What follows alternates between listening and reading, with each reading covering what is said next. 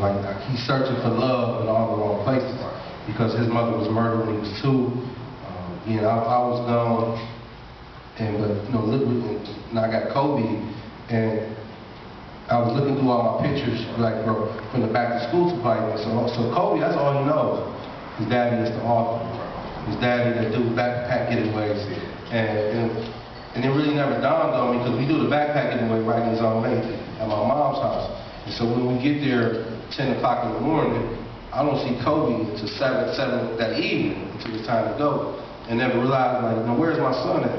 We created an environment of familyhood, of love. Like, I don't have to worry about is something wrong with my son. Last year, the first time that he, like, when I do the annual speech, he came on stage. He stood right next to me. And right before I went out of town, I had D'Angelo come to an event. He spoke for the first time. And he spoke about our relationship. He spoke about his challenges. And it was proud to see him, you know, speak, you know, take that step towards responsibility, towards redemption, towards transformation. And he's like, man, I like this. I want to do this more. And I was like, you can do this, but you can't try to defense.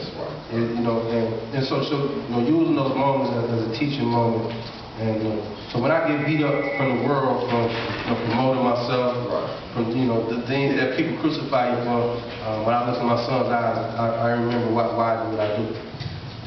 How do you deal with folks that don't know your story, but they hear what you say, they want to critique you, they want to talk about race and anger, but they don't really know your story, they don't know your heart. How do you deal with that critique and that criticism? I mean, particularly for us, it hurts. You know what I'm saying? Those of us who look like us, the black people. And you know, and I get it. I know it's part of self-hatred that we continue to manifest. But for me, like the work that I do it from my heart. So when the blow comes, it's going to my heart. It's not going anywhere else. And for most work, what I do is by myself. So I haven't been able to do a good enough job of creating barriers around me. So some of not all the blows are getting to me.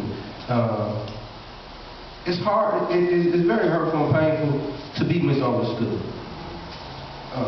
You know, because again, all you want to make is a difference. I remember me and a local Detroit guy, we got into a big argument over critique where I was promoting myself for the Hoodie Award a couple of years ago. And actually, I didn't mind his criticism, but it was the way that he communicated to me.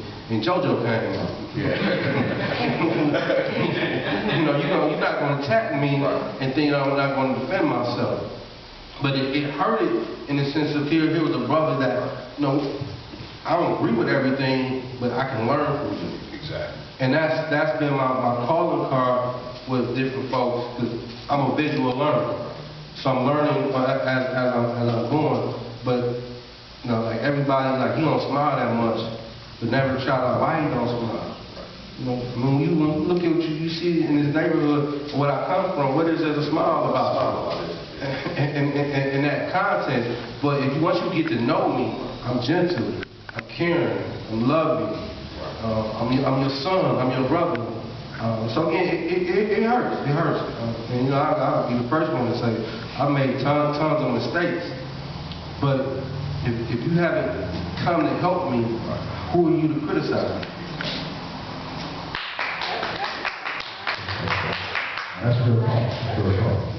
I want to talk about use of the author. And at what point did you start journaling? Was it your intent to write books? And it kind of changed into that? Kind of talk us through how did you become the author?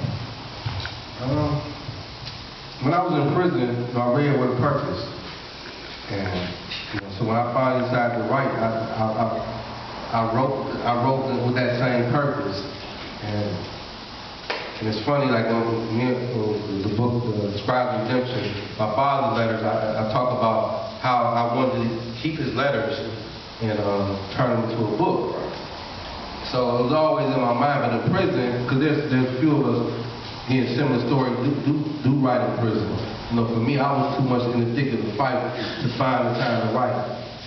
And I think I was on maybe about 5 or 6 years, and I finally sat down to write them to myself. And that was after, I'm telling everybody, I'm gonna write this book, I'm gonna write this book. And this one author in particular, it was my third time telling them this, and she's like, when you gonna sit down and write the book? You keep telling me you're gonna write it.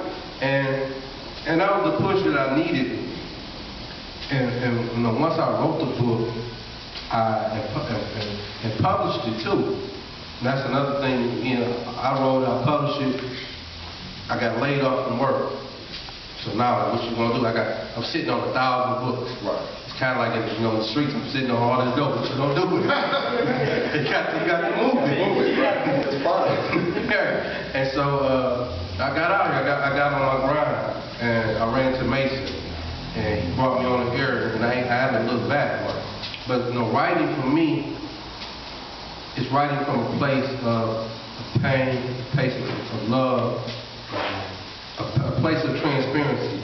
Like, you may not agree with what I write and what I say, but the honesty in which I write, it jumps off and grabs you. I was in Rochester, a lady that bought the book, and she, that night, I'm almost done with it. I can't put it down, because it's the story of your mother, your grandmother, your friend, your family, your community. So the author in me is about liberation.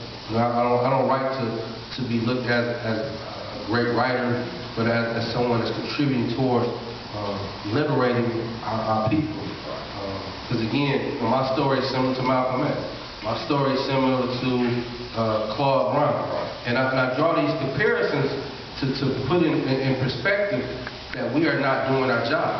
And Malcolm wrote his book or told his story for a reason. And we all loved it, but what we fail to act on that. And so every 10 years, here's this incredible story of overcoming. Like my story is not a rags to riches. It's the rags of liberation. We should be continually looking for that story of that young man or that young woman who's coming out of that broken home. So that means we are, as a community, are failing ourselves and failing our people.